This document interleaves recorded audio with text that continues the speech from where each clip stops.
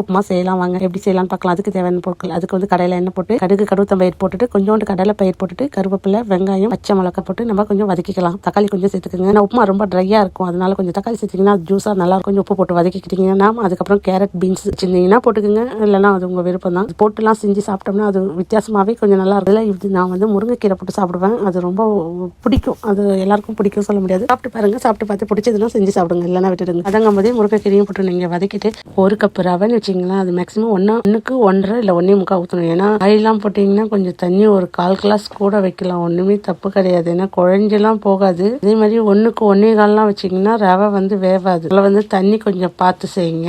நம்ம தண்ணி கொதிச்சதும் ரவையை போட்டுட்டு வெறும் தண்ணி கொதிக்கிற டைம், தண்ணி கொதிச்சதும் ரவையை போட்டு நீங்க வந்து கையெடுக்காத கிண்டணும், இல்லைன்னா கட்டி கட்டியா வந்து திரண்டு நீங்க பிரட்டி சாஃப்ட் பண்ணிட்டு நீங்க சாப்பிடலாம். அப்படியே இதுக்கு வந்து சட்னி எதுவுமே தேவையில்ல, டைரக்டா சாப்பிடலாம். லைக் பண்ணுங்க, ஷேர் பண்ணுங்க, கமெண்ட் பண்ணுங்க. நன்றி, வணக்கம்.